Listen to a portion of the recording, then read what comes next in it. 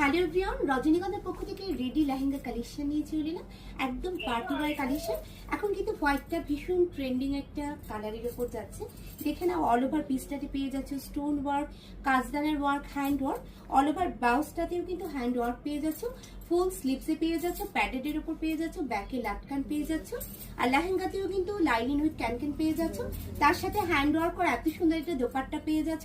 Price কিন্তু যাচ্ছে 8000 plus, সাইজও পেয়ে যাচ্ছ 46 পর্যন্ত। এই ধরনের প্রচুর কালেকশন পেয়ে যাবে। চলো আরেকটা কালেকশন আমি দেখাবো। নেটের ওপর যাচ্ছে, দেখুন ভীষণ মিষ্টি একটা কালার।